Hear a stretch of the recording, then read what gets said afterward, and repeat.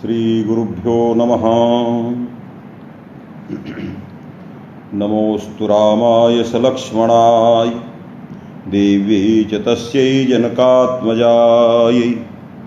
नमोस्तु रुद्रेन्द्रयमानिलेभ्यो नमोस्तु चन्द्रार्कमरुद्गणेभ्यः। जयत्यतिबलो रामो लक्ष्मणश्च महाबलः राजा जयति सुग्रीवो राघवेणाभिपालितः।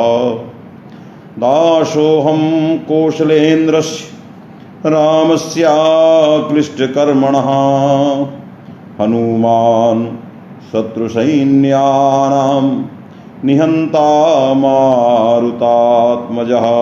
श्रीगुरुभ्यो नमः। रामाय रामचन्द्राय रामभद्राय वेधसे रघुनाथाय नाथाय सीतायाः पतये नमः। श्री गुरुभ्यो नमः। सर्वप्रथमं भगवन्तं विश्वनाथं भवानी जानीं अन्नपूर्णां च अहं प्रणमामि। अद्य अस्यां कक्षायां व्याख्याने वा भवतां समेषां विदुषाम् अहं हृदयेन स्वागतं व्याहरामि। एवञ्च अस्य संस्कृतभारतस्य संयोजकाः मदनमोहन झा महाभागाः यैः एतादृशम् अद्वितीयं कार्यं सम्पाद्यते तेऽपि धन्यवादार्हाः। काशीतः पक्षतश्च अहं तेषामपि स्वागतं व्याहरामि। ह्यः प्रातिपदिकार्थलिङ्गपरिमाणवचनमात्रे प्रथमायति सूत्रघटकस्य मात्रपदस्य प्रयोजनविषये विशिष्टा चर्चा अस्माभिः सम्पादिता। तां चर्चां पुनः स्मरामि। एवञ्च अद्यैव मात्रग्रहणस्य प्रयोजनं निरूपणानन्तरं सूत्रस्यास्य समग्रस्य व्याख्यानम् अत्रैव समापयिष्यामीति मे सङ्कल्पः। तर्हि मात्रग्रहणस्य किं प्रयोजनं? प्रातिपदिकार्थलिङ्गपरिमाणवचनमात्रे प्रातिपदिकार्थमात्रे लिङ्गमात्राद्याधिक्ये परिमाणमात्रे वचनमात्रे इत्यत्र सर्वत्रापि मात्रशब्दस्य योगः। तर्हि यदि मात्रपदं न दीयते अन्येन केनचित् उपायेनापि मात्रपदेन लभ्यते तदा मात्रग्रहणस्य किं प्रयोजनमत्र सूत्रे? तदा नागेशभट्टः पूर्वं मात्रग्रहणं विना मात्रार्थः कथं लभ्यते इति पूर्वस्मिन् दिने अस्माभिः विवेचितं। नागेशभट्टेनापि महता वैदुष्येन मात्रपदाभावे मात्रपदार्थः निरूपितः दृष्टान्तमुद्रया। केवलं स्मरणार्थं भवतां सर्वेषां संस्मरणे अयं विषयः आगच्छेत्। भवतां सर्वेषां संस्मरणार्थं पुनः संक्षेपेण तं विषयम् अनूद्य अनुवादं च विधाय अग्रिमां पङ्क्तिम् अहम् उपस्थापयिष्यामि। तर्हि मया उत्पादितं सौजस्मौट् इति सामान्येन सूत्रेण सर्वत्रापि प्रथमादिविभक्तीनाम् उत्पत्तिः सिद्धा। कस्मिन्नर्थे? तर्हि कर्माद्यर्थे प्रातिपदिकार्थे च सामान्येन सूत्रेण विभक्तिः सिद्धा इति। यदि विभक्तिः सिद्धा अर्थश्च सिद्धः तदा इमानि सूत्राणि कारकप्रकरणे विभक्तिविधायकानि तत्तदर्थे विभक्तिविधायकानि इमानि सूत्राणि किमर्थानि? तदा नागेशभट्टेन व्याख्यातं सर्वाण्यपि इमानि सूत्राणि नियमपराणि। यदि नियमपराणि तर्हि नियमस्य स्वरूपं कीदृशं वर्तते? तदा दृष्टान्तमुद्रया नागेशेन उक्तं यथा कर्मणि द्वितीया इति सूत्रे नियमस्य तावद् द्वे स्वरूपे वर्तेते। नियमस्य प्रथमं स्वरूपं कर्मण्यो द्वितीया नियमस्य द्वितीयं स्वरूपं कर्मणि द्वितीयैव। यथा कर्मण्यो द्वितीया इति लाभः भवति यतो हि कर्मणि द्वितीया सूत्रं व्यर्थं सन् नियमयति। यत् कर्मण्यो द्वितीया एवं भूतः नियमः तदा कर्मणि अर्थे तृतीयादि विभक्ति ही न भवति। एवंच तथैव यथा कर्मण्यो द्वितीया इति कथनेन कर्मत्वाभाव समानाधिकरणम अर्थांतरम व्यावृत्तम भवति एव कारेण। एवकारस्य उच्चारणं कर्मणि द्वितीया सूत्रे नास्ति। भवन्तः स्मरन्तु कर्मणि द्वितीया इति सामान्यं सूत्रं तत्र मात्रग्रहणं नास्ति। मात्रग्रहणं विनापि नियमेन एवकारः लभ्यते। यदि नियमेन एवकारः लभ्यते तर्हि कर्मण्येव द्वितीया कर्मणि सत्येव द्वितीया एतादृशं नियमस्वरूपं नागेशेन प्रादर्शि। तर्हि कर्मण्येव द्वितीया इति कथनेन कस्य व्यावृत्तिः? तदा नागेशेन उक्तं शेखरग्रन्थे कर्मत्वाभाव समानाधिकरण अर्थान्तरस्य व्यावृत्तिः। यस्मिन् यत्र कुत्रापि कर्मत्वं नास्ति एवं अन्यत् किमपि वर्तते कर्मत्वाभाव समानाधिकरण अर्थान्तरम्। यत्र कर्मत्वं नास्ति अर्थान्तरम् अस्ति तस्य व्यावृत्तिः। यथा मया उक्तमेव रामेण बाणेन हतो वाली इत्यत्र रामेण बाणेन इति उभयत्रापि तत्र द्वितीया न भवति यतो हि तत्र कर्मत्वं नास्ति अर्थान्तरं विद्यते। अतः कर्मत्वाभाव समानाधिकरणस्य अर्थान्तरस्य सत्त्वे तत्र द्वितीयादि विभक्तिः न भवति। कर्मण्यो द्वितीया इति कथनेन द्वितीय व्यावृत्तिः भवति। अर्थान्तरस्य व्यावृत्तिः करणादौ तावत् द्वितीया न भवति। यथा कर्मत्वाभाव समानाधिकरणम् अर्थान्तरं कर्मण्यो द्वितीया इति नियमेन व्यावर्तते तथैव प्रातिपदिकार्थे एव प्रथमा इत्याकारकः यः अभिप्रेतः नियमः तेन नियमेन यदि उच्येत प्रातिपदिकार्थत्वाभाव समानाधिकरणार्थान्तरं तदा असंगतम्। यतो हि प्रातिपदिकार्थाभावः कुत्रचित् न मिलिष्यति। प्रातिपदिकार्थः न स्यात् अर्थान्तरं स्यात् एतादृशं स्थलं न क्वचित् मिलिष्यति। यतो हि सर्वेषु सर्वत्रापि प्रातिपदिकादेव विभक्तिः विवक्षिता। यदि प्रातिपदिकाद् विवक्षिता तर्हि प्रातिपदिकात् प्रातिपदिकार्थः स्थास्यत्येव। एतावता प्रातिपदिकार्थाभाव समानाधिकरण अर्थान्तरस्य व्यावृत्तिः न भविष्यति तस्य सर्वथा असंभवात्। अतः प्रातिपदिकार्थे एव प्रथमा इति कथनेन कस्य व्यावृत्तिः? व्यावर्त्यस्य अप्रसिद्ध्या यदि उच्येत अनर्थकस्य व्यावृत्तिः अनर्थकेभ्यः निपातेभ्यः प्रथमा नागच्छेत इदम् एव व्यावर्त्यं प्रातिपदिकार्थे एव प्रथमा इति वाक् एवकारस्य व्यावर्त्यं तदपि वक्तुम् अशक्यं। कथं?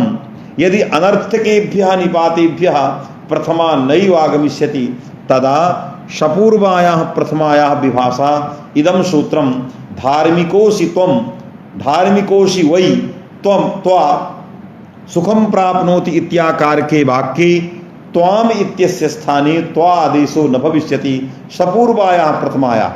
यतो हि तत्र त्वाम इत्यस्मात् पूर्वं प्रथमान्तम् अपेक्षितं वर्तते। धार्मिकोऽसि यतः धार्मिकोऽसि वै त्वा सुखं प्राप्नोति तर्हि त्वा सुखं प्राप्नोति त्वा इत्यस्य यः आदेशः जातः अयं त्वादेशः तदैव भविष्यति यदा त्वाम इत्यस्मात् पदात् पूर्वं किमपि प्रथमान्तं स्यात्। तर्हि त्वाम इत्यस्मात् पदात् पूर्वं वै इत्याकारकं निपातस्वरूपं विद्यते किन्तु सः निपातः अनर्थकः। भवद्भिः उक्तमेव अनर्थकेभ्यः निपातेभ्यः प्रथमा नैव भविष्यति। यदि अनर्थकेभ्यः निपातेभ्यः प्रथमा नैव भविष्यति तर्हि वै इति निपातेन प्रथमा नागमिष्यति। यदि प्रथमा नागमिष्यति तर्हि त्वाम इत्यस्मात् पदात् पूर्वं प्रथमान्तं किमपि पदं नास्ति। अतः प्रथमान्तस्य पूर्वस्य भावे पूर्वस्मिन् प्रथमान्तस्य पदस्य भावे त्वाम इत्यस्य स्थाने सपूर्वायाः प्रथमायाः विभाषा इति सूत्रेण विकल्पेन त्वादेशो न भविष्यति। अतः प्रातिपदिकार्थे एव प्रथमा इति वाक्येन अनर्थकेभ्यः प्रथमा न स्यात् इति व्यावर्तुम् अशक्यम्। अतः व्यावर्तेन अनर्थकस्य निपातस्य ग्रहणं सर्वथा दुस्सकम्। अतः तत्र अनर्थकेभ्यः निपातेभ्यः इति वक्तुम् अशक्यं। तस्मात् प्रातिपदिकार्थे एव प्रथमा इत्यस्य व्यावर्त्यं किमस्ति इति प्रश्नः जातः। यदि प्रातिपदिकार्थे एव प्रथमा इत्यस्य व्यावर्त्यं किं यदि किमपि व्यावर्त्यं नास्ति तदा मात्रग्रहणं व्यर्थमेव। यतोहि मात्रग्रहणस्य लाभः नियमेन तावत् जातः। यथा मया उक्तं पूर्वं पति समास एव इति वाक्ये एवकारः इष्टः आसीत्। नियमेन एवकारः लभ्यते तत्सूत्रे एवकारग्रहणं किमर्थं? धातोस्तन्निमित्तस्य इत्यत्रापि एवकारग्रहणं वर्तते, नियमेन आगमिष्यति किमर्थम् उपात्तं। तथैव अत्रापि प्रातिपदिकार्थे एव प्रथमा इति कथनेन प्रातिपदिकार्थेतरस्य व्यावृत्तिः लिंगाधिक्यस्य व्यावृत्तिः एतत् सर्वं भवितुमर्हति। तर्हि मात्रग्रहणं किमर्थं? यदि मात्रग्रहणं किमर्थं तदा नागेशभट्टः कथयति मात्रग्रहणबलात् इष्टः नियमः कर्तव्यः, अभीष्टः नियमः, विवक्षितः नियमः कर्तव्यः। एतावत् पर्यन्तं पूर्वस्मिन् दिने अस्माभिः तावद् उक्तमासीत्। इदानीं शेखरग्रन्थे नागेशभट्टः कथयति तत्सत्त्वे इत्यस्य अर्थः मात्रग्रहणसत्त्वे। यदि मात्रग्रहणं न स्यात् तर्हि अभीष्ट नियमस्य प्राप्तिः न स्यात्। अतः अभीष्टस्य नियमस्य प्राप्तिः यथा स्यात् तदर्थं मात्रग्रहणं। मात्रग्रहणसत्त्वे कीदृशः नियमः? अतः मात्रग्रहणबलात् अयं नियमः आगच्छति प्रातिपदिकार्थे एव प्रथमा इत्यत्र मात्रग्रहणबलात् कीदृशः नियमः आगच्छति कर्मादियोग्यराहित्य। शेखरे उक्तं कर्मादियोग्यार्थक प्रातिपदिकात् चेत् तदा तद्रहित स्वार्थे इति शेखरस्य इदं वाक्यं। कर्मादियोग्यार्थक प्रातिपदिकात् चेत् प्रथमा तदा तद्रहित स्वार्थे इति तत्सत्त्वे मात्रग्रहणसत्त्वे एतादृशस्य नियमस्य सत्त्वे न दोषः। कुत्र न दोषः? मात्रग्रहणसत्त्वे कुत्र न दोषः? कटं करोति इत्यादिषु स्थलेषु न दोषः।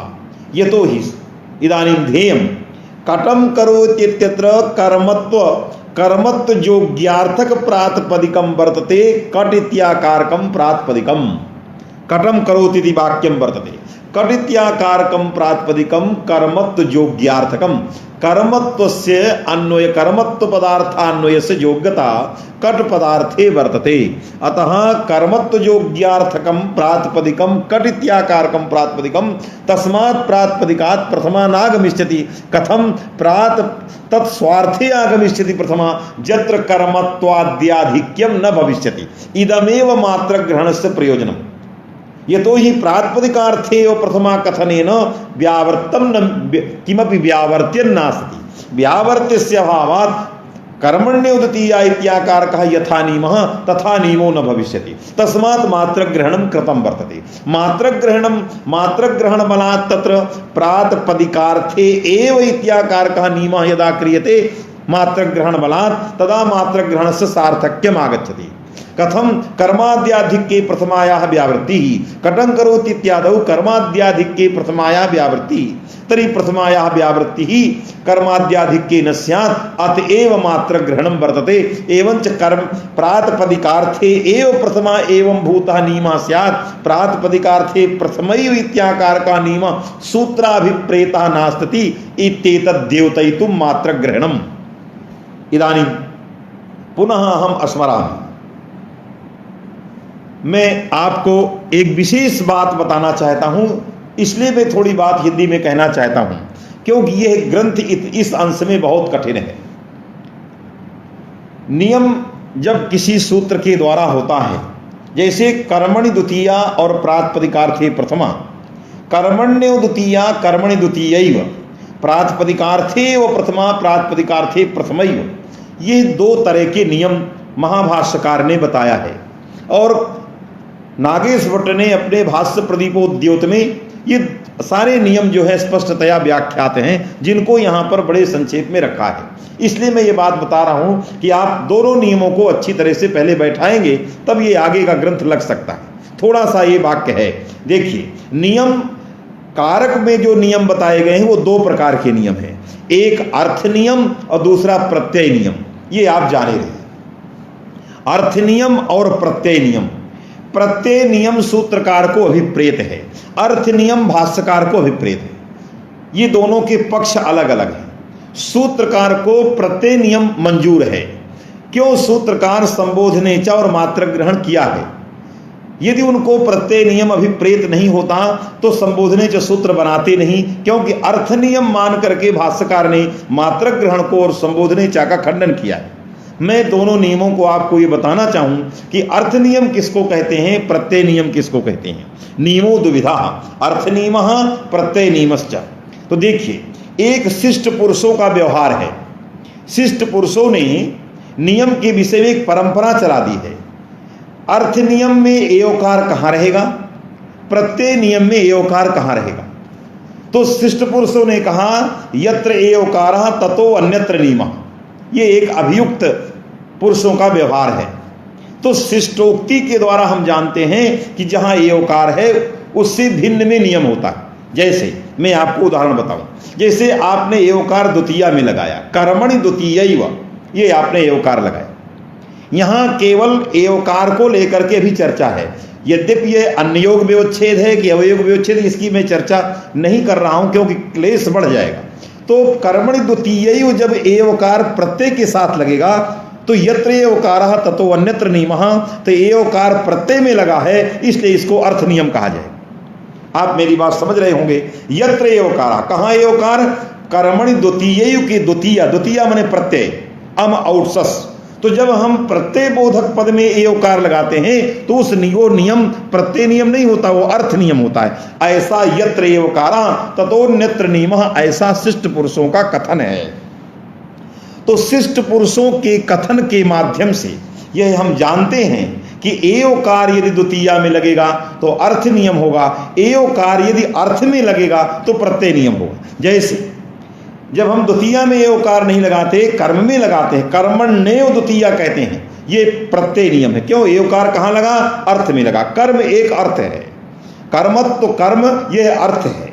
यदि कर्म अर्थ है तो अर्थ के साथ यदि एवकार लग रहा है तो यत्र एवकारः अर्थे एवकारः ततो अन्यस्मिन् नियमः माने प्रत्यय नियमः। यदि अर्थ में एवकार है तो वह प्रत्यय नियम कहा जाता है, यदि प्रत्यय में एवकार है तो अर्थ नियम कहा जाता है। ये नियम की एक परिभाषा है। अर्थ नियम मान करके भाष्यकार ने मात्र ग्रहण का खंडन कर दिया, प्रत्यय नियम मान करके मात्र ग्रहण की आवश्यकता है।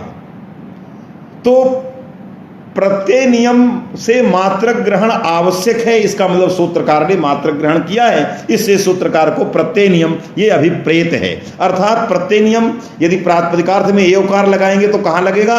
अर्थ में।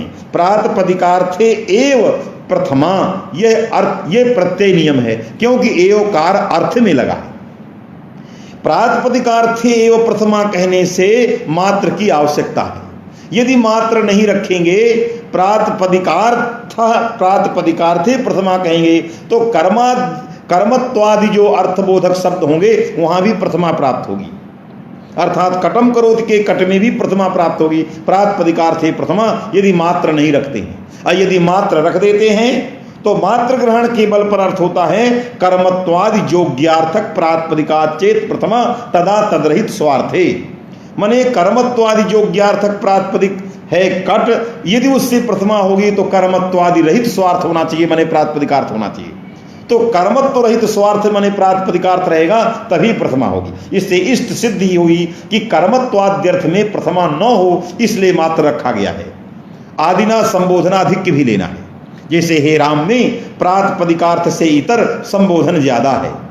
प्रातिपदिकार्थे कहने से जो मात्र लगा हुआ है, इस मात्र से कर्मत्वादि अर्थ तो कर्मत्वादि के आदि पद से संबोधन लिया। संबोधन रूप अर्थ जो है हे राम में बैठा है, इसलिए संबोधन रूप अर्थ के रहने के कारण प्रातिपदिकार्थे वो प्रथमा इस प्रकार के प्रत्यय नियम से प्रथमा नहीं प्राप्त है, इसलिए भगवान सूत्रकार ने संबोधने च सूत्र बनाया है। इसलिए जाने रहिए कि जब प्रत्यय नियम होता है तो मात्र ग्रहण की आवश्यकता है और संबोधने च सूत्र की आवश्यकता है, लेकिन यदि अर्थ नियम होता है तो वहां मात्र ग्रहण की आवश्यकता नहीं है और संबोधने चा की आवश्यकता नहीं है। भगवान भाष्यकार को अर्थ नियम अभिप्रेत है, भगवान सूत्रकार को प्रत्यय नियम अभिप्रेत है। यत्र एवकारः ततो अन्यत्र नियमः प्रातिपदिकार्थे एव प्रथमा इति प्रत्यय नियमः प्रातिपदिकार्थे प्रथमैव इति अर्थ नियमः कर्मण्येव द्वितीया इति प्रत्यय नियमः कर्मणि द्वितीयैव इति अर्थ नियमः इति एवं भूतस्य नियमस्य प्रतिपादनम महाभाष्यकारेणापि स्वयं नागेश भट्टेनापि अत्र क्रियते। अत्र शेखर ग्रंथे किम लिखति शेखरकारः इदानीं भवन्तः शृण्वन्तु। तत्सत्त्वे मया पूर्वमेव तत्पदेन किं ग्राह्यं मात्रग्रहणं तत्सत्त्वे इत्यस्य अर्थः मात्रग्रहण सत्त्वे। यदि एतस्मिन् सूत्रे मात्रग्रहणं क्रियते तदा नियमस्य स्वरूपं किं भविष्यति प्रातिपदिकार्थ मात्रे प्रातिपदिकार्थे एव तर्हि एवकारः क्व आगतः अर्थे आगतः। यत्र एवकारः ततो अन्यत्र नियमः अर्थात् अयं नियमः प्रत्यय नियमः। यदि प्रत्यय नियमः तर्हि प्रत्यय नियमेन किं भविष्यति प्रातिपदिकार्थे एव इति नियमेन किं भविष्यति कर्मत्वाद्याधिक्यस्य व्यावृत्तिः भविष्यति। तर्हि कर्मत्वाद्याधिक्यस्य तदा कटम इत्यत्र प्रथमा न भविष्यति, हे राम इत्यत्र प्रथमा न भविष्यति। तदर्थं तत्र मात्र संबोधने च सूत्रम आवश्यकम अस्ति एवं च कटम इत्यत्र प्रथमा न स्यात् तदर्थं मात्र ग्रहणम अपेक्षितम् इत्येव लिखति आदौ ग्रंथकारः द्रष्टव्यम्। कर्मत्वादि योग्यार्थक प्रातिपदिका चेत तदा तदरहित स्वार्थे इति प्रातिपदिकार्थेव इत्याकारक प्रत्यय नियमार्थम मात्र ग्रहणम।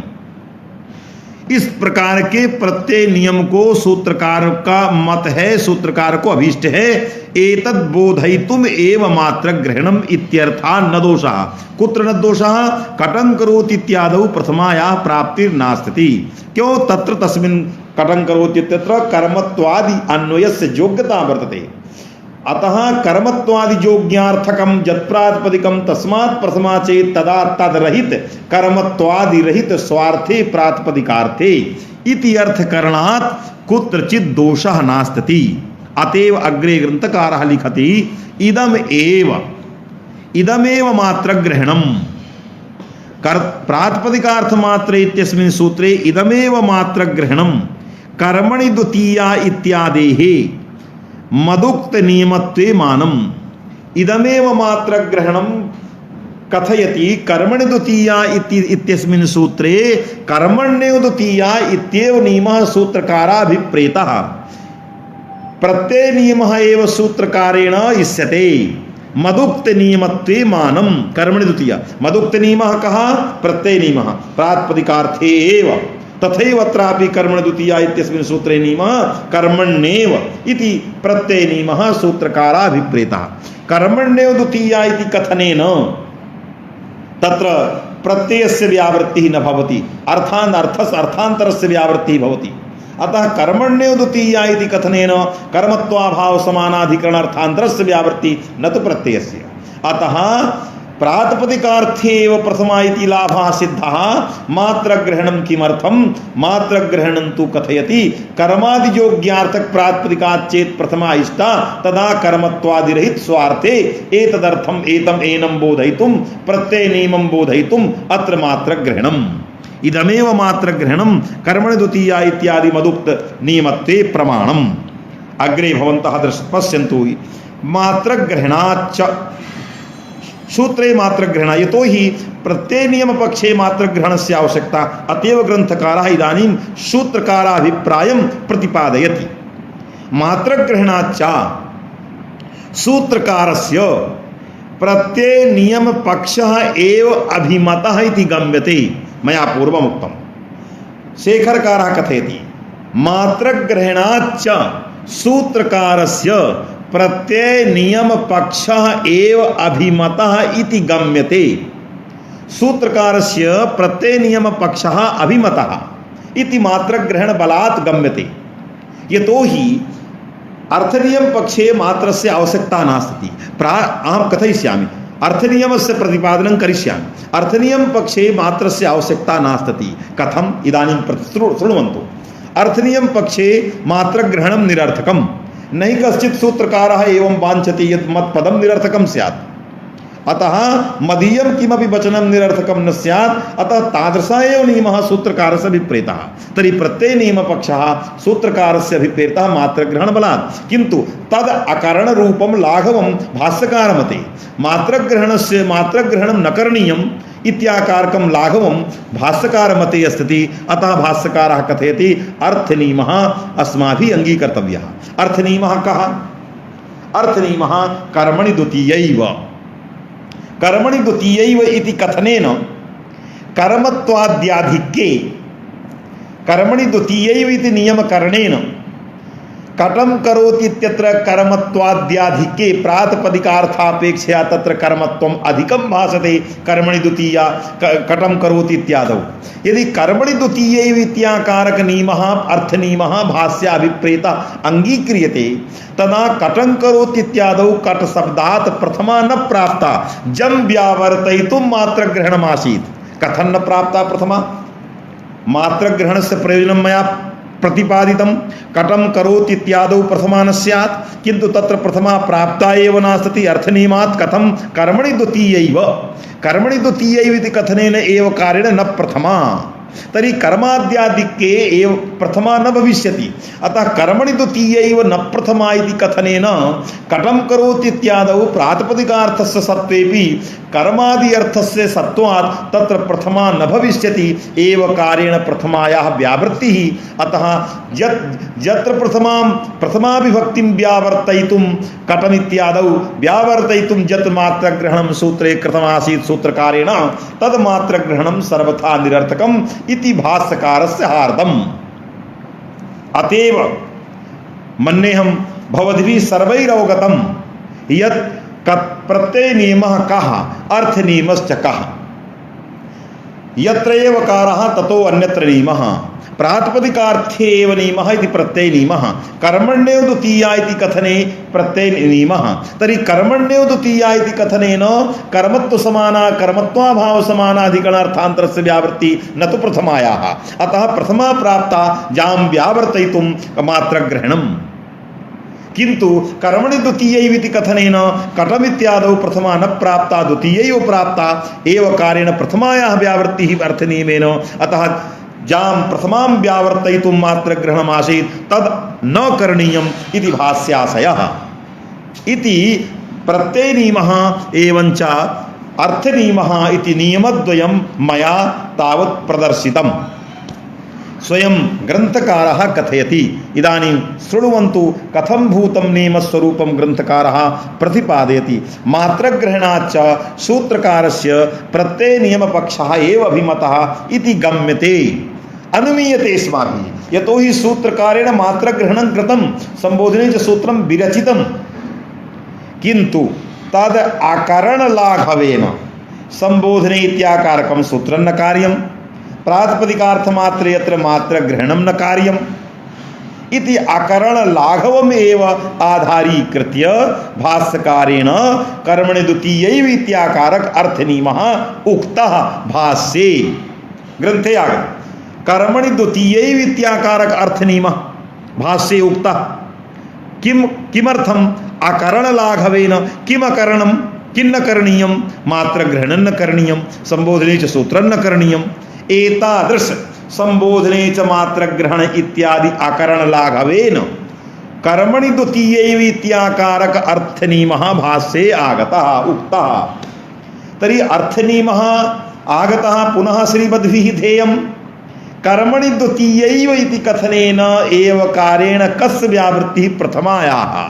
तर्हि कर्मणि सत्त्वे द्वितीयैव कथं करोति इत्यादौ कट शब्दात् प्रथमा प्राप्ता आसीत्, कटकटत्वस्य प्रातिपदिकार्थस्य नियत नैयत्तेन भासमानस्य अर्थस्य वा सत्वात् प्रथमा प्राप्ता आसीत् ताम प्रथमां व्यावर्तयितुं मात्र ग्रहणम आसीत् किंतु एतादृशी व्यवस्था क्रियते जेन कटम इत्यत्र प्रथमा प्राप्ति न स्यात् तदा मात्र ग्रहणम स्वयमेव व्यर्थम भविष्यति तत् उपायः कः भाष्यकारः कथयति कर्मणि द्वितीयैवेति न तु प्रथमा तर्हि कटम करोति इत्यत्र कर्मत्वे सत्वे द्वितीयैव प्रथमा न भविष्यति अथवा अथा प्रथमायाः व्यावृत्तिः स्वयमेव सिद्धा तत्र प्रथमां व्यावर्तयितुं यद् मात्र ग्रहणमासीत् तद् न करणीयम् इति अकरण रूपं महल्लाघवम् इति भाष्यकारस्यात् अभिप्रायः तात्पर्यम् मन्येहं सर्वैः भवद्भिरवगतम् अतएव अग्रे ग्रंथकारः कथयति अस्पष्टं च इदं सर्वं भाष्ये अर्थनियम पक्षः प्रत्यय नियम पक्षः पुनः श्रीवद्विधेयं प्रातिपदिकार्थे एव प्रथमा इति प्रत्यय नियमः प्रातिपदिकार्थे प्रथमैव न द्वितीया इति अर्थनियमः कर्मण्येव द्वितीया इति प्रत्यय नियमः कर्मणि द्वितीयैव इति अर्थनियमः यत्र एवकारः ततो अन्यत्र नियमः इति शिष्टव्यवहारात् अतः एतत् सर्वं भाष्ये प्रदीपे च उद्योते च निरूपितम् इत्याहुः नागेशभट्टः कथयति आहुः इत्यस्य कुत्र अन्वयः परे नागेशभट्टेन आदौ उक्तमासीत् परे प्रातिपदिकार्थपदेन प्रवृत्तिनिमित्तदाश्रय मात्रस्य ग्रहणं तर्हि परे इति आहुः एतत् सर्वं नागेशभट्टः इदानीं प्रतिपादयति स्म यत् प्रातिपदिकार्थपदेन किं ग्राह्यं परिमाणमात्रे इति कथनेन किं ग्राह्यम् उदाहरणं कीदृशं देयं वचनमात्रे इत्यस्य किं तात्पर्यं किंच मात्रग्रहणस्य किं तात्पर्यं तत्रापि मात्रग्रहणे भाष्यकारस्य किं तात्पर्यम् इति सर्वं नागेशभट्टेन प्रातिपदिकार्थलिङ्गपरिमाणवचनमात्रे प्रथमा इत्यस्मिन् सूत्रे स्वीयं व्याख्यानम् अत्र कृतम् इदानीं प्रातिपदिकार्थ लिंग परिमाण वचन मात्रे प्रथमा एतस्य सूत्रस्य विवरणं शेखरस्थ वाक्यमाधारीकृत्य सर्वं व्याख्यानम् अत्रैव अस्माभिः समाप्यते किंच इदानीं पुनः भवद्भिः श्रूयताम् अग्रिमं सूत्रं प्रातिपदिकार्थ लिंग परिमाण वचन मात्रे प्रथमा इदं सूत्रम् अत्रैव पूर्णतां गच्छति एतत् सूत्रे यत् शेखर कार्येण उक्तं प्राचीनमतं नव्यमतं तत्सर्वं मया परिष्काररहितम् आदौ एव मया उक्तं टीकायाम् अन्येषु क्रोडपत्रेषु बहुपरिष्कारः प्रातिपदिकार्थस्य अन्यस्य वा वर्तते तत्र परिष्कारे भवतां प्रवेशः अग्रे भविष्यति इति मत्वा परिष्कारविषयिणी चर्चा न कृता केवलं मौलिकं मूलग्रन्थमाधारीकृत्य प्राचीन नव्य सर्वं मतं तत्र आलोच्य भवतां पुरतः मया तावदुपस्थापितं व्याख्यानं प्रातिपदिकार्थलिंग परिमाणवचन मात्रे एतत् शेखरस्थं सर्वं तावद् मया प्रपञ्चितम् इदानीं पुनः संबोधने च सूत्रम् अस्मरामि अग्रिमं सूत्रं संबोधने च तत्र पुनः भवद्भिः इदानीम् अवगम्यते यत् संबोधने च सूत्रं किमर्थम् आसीत् किमर्थं करणीयमासीत् यतो हि सूत्रकारस्य मतमस्ति प्रातिपदिकार्थमात्रे प्रातिपदिकार्थमात्रे इत्यस्य तात्पर्यं प्रातिपदिकार्थे एव प्रथमा प्रातिपदिकार्थे एव इत्यस्य कथनस्य तात्पर्यं कर्मत्वादियोग्यार्थक प्रातिपदिकात् चेत् तदा तद्रहित स्वार्थे तदा कटम इत्यादौ प्रथमा न प्राप्त कर्मत्वादि आदिना संबोधन पदार्थोपि ग्राह्य तर्हि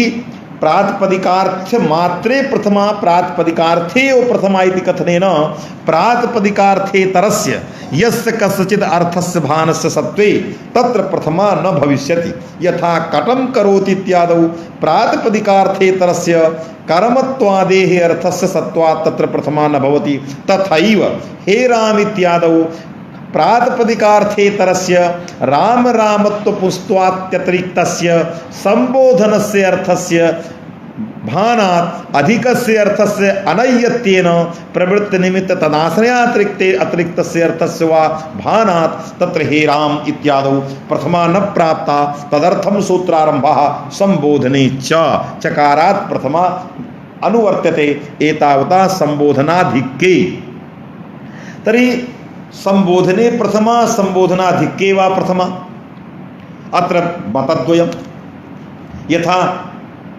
पूर्वसूत्रे आसीत् परिमाण मात्रे वा प्रथमा परिमाण पद स्वारस्यात् बलात् परिमाणस्य अधिकस्य सत्त्वे प्रातिपदिकार्थे वा प्रथमा, लिंगाधिक्ये वा प्रथमा, प्रातिपदिकार्थे वा प्रथमा, तर्हि लिंगग्रहण सामर्थ्यात् प्रातिपदिकार्थे प्रथमा।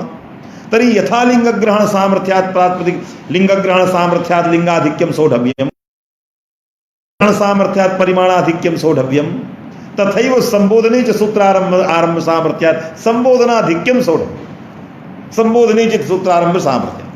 तर्हि संबोधनस्य अर्थस्य प्रातिपदिकार्थापेक्षया अधिकं चेत् भासते तदा प्रथमा भविष्यति, तदर्थमेव सूत्रारंभः।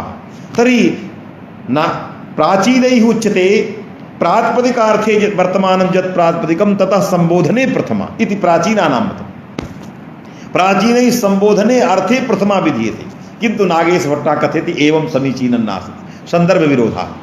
पूर्वस्मिन् संदर्भे मया उक्तं प्रातिपदिकार्थे सर्वत्र प्रथमा, तटातटीतटम् इत्यादावपि प्रातिपदिकार्थे प्रथमा, द्रोणाखार्याळकम् इत्यादावपि प्रातिपदिकार्थे प्रथमा, किन्तु प्रातिपदिकार्थे यत्र यत्र प्रथमा प्राप्ता नासीत् तत्र तत्र लिंगग्रहणं परिमाणग्रहणं कृतमासीत्। अथ तथापि तथैव अत्रापि हेराम् इत्यादौ प्रातिपदिकार्थातिरिक्तस्य संबोधनस्य अर्थस्य अधिकस्य सत्त्वात् प्रातिपदिकार्थे प्रथमा न प्राप्ता, अतः संबोधन ग्रहण बलात् सूत्रबलात् अत्र प्रातिपदिकार्थे स्वार्थे प्रथमा भविष्यति इति संदर्भ ग्रंथेन आगच्छति। अतः जैः कैश्चित् प्राचीनैः एवं प्रतिपादितं यत् प्रातिपदिकार्थे वर्तमानं यत् प्रातिपदिकं तस्मात् प्रातिपदिका संबोधने प्रथमा इति सर्वथा समीचीनं नास्ति, अपितु संबोधने सूत्रारंभ सामर्थ्यात् प्रातिपदिकार्थे वर्तमानं यत् प्रातिपदिकं ततः प्रातिपदिकार्थे प्रथमा, प्रातिपदिकार्थेतरस्य संबोधनस्य सत्त्वेपि तत्र प्रथमा भविष्यति सूत्रारंभ सामर्थ्यात्, यथा लिंगग्रहण सामर्थ्यात्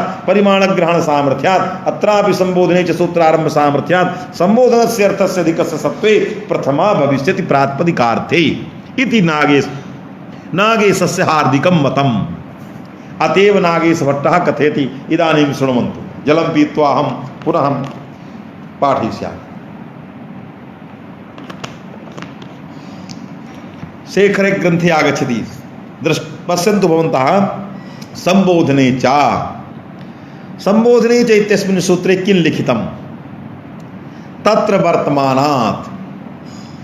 वर्तमानात् इति पंक्तिः आगता।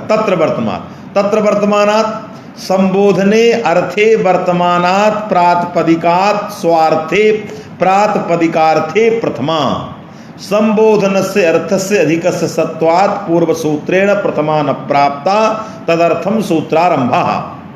तर्हि इयं प्रथमा प्रातिपदिकार्थे भविष्यति, संबोधने अर्थे वर्तमानात् प्रातिपदिकात् स्वार्थे प्रथमा इति अर्थः सूत्रस्य ज्ञातम्। तर्हि संबोधन अर्थे वर्तमानं तत्र वर्तमानात्, तत्र इत्यस्य अर्थः संबोधने वर्तमानं यत् प्रातिपदिकं तस्मात् प्रातिपदिकात् प्रथमा स्वार्थे प्रातिपदिकार्थे संबोधनाधिक्यं सोढव्यं, तस्य संबोधनस्य अन्वयः कुत्र भविष्यति? किन्नाम संबोधनम् एतत् सर्वं क्रमेण अस्माभिः प्रतिपाद्यते, सावधानेन भवन्तः सर्वे शृण्वन्तु। तत्र प्रथमं संबोधनस्य स्वरूपं किम्? नागेशभट्टः विचारयितुम् इच्छति। संबोधनस्य स्वरूपं किम्?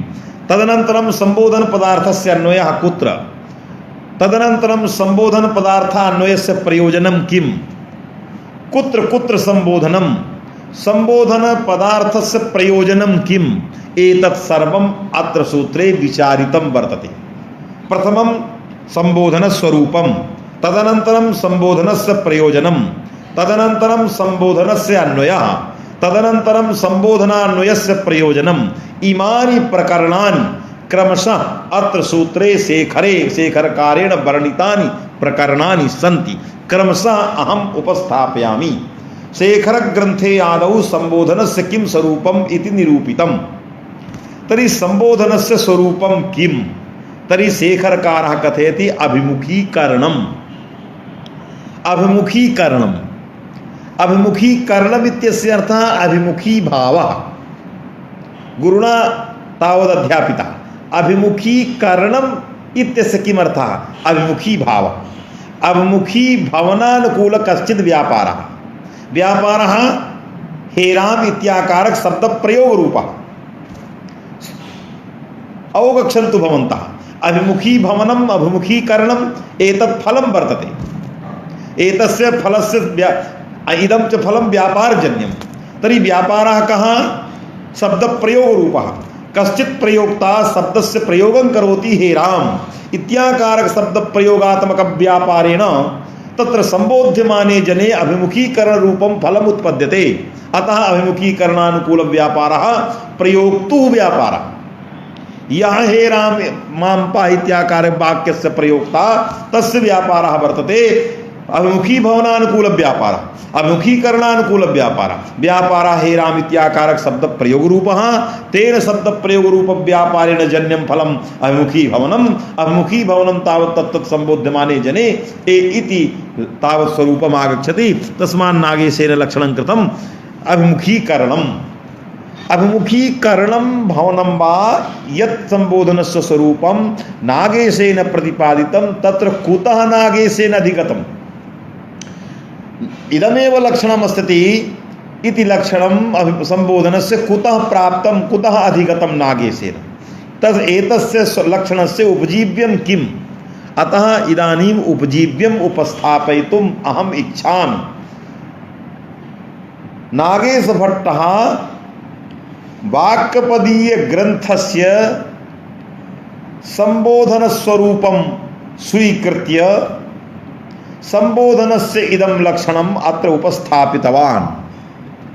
तत्र वाक्यपदीये संबोधन स्वरूपं किमासीत् द्रष्टव्यम्।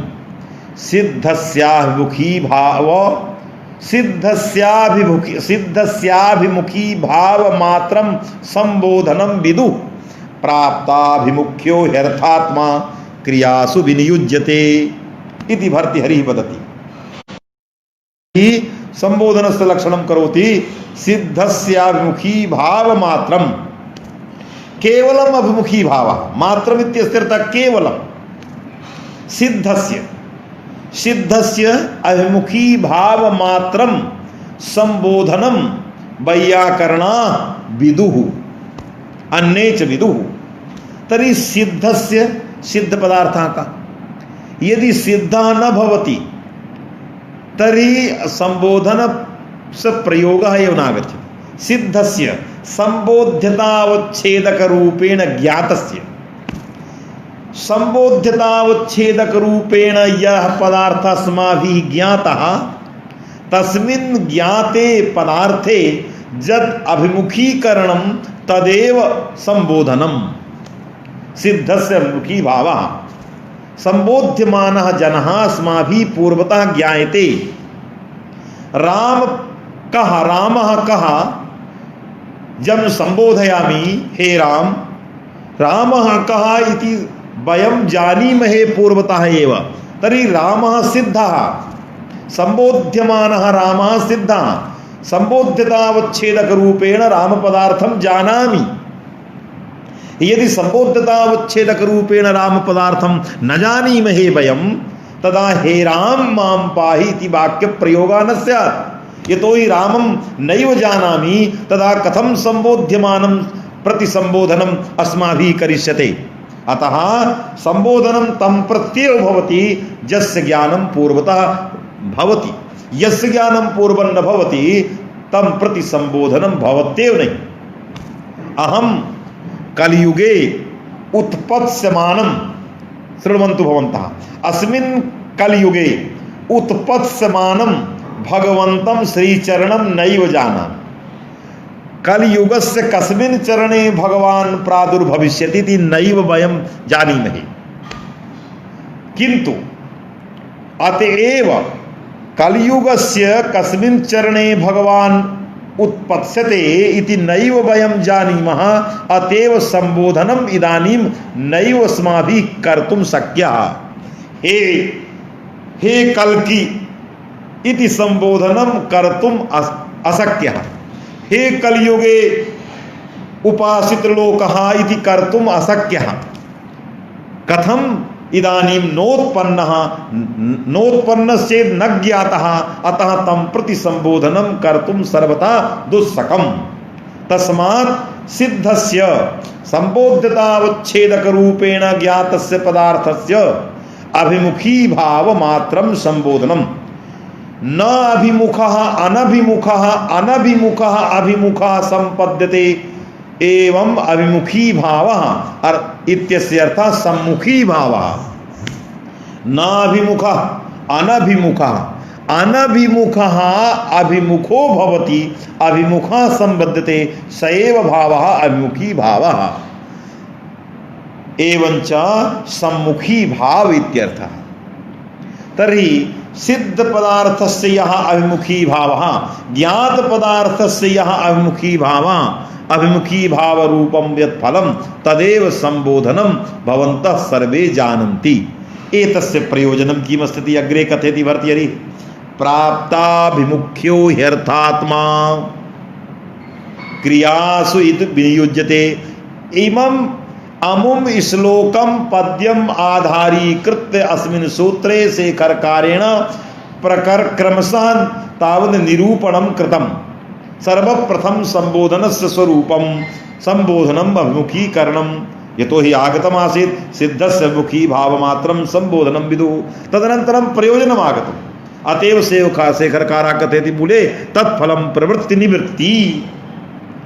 संबोधनस्य फलं प्रवृत्ति निवृत्ति द्विवचनं प्रवृत्तिश्च निवृत्तिश्च इति प्रवृत्ति निवृत्ति।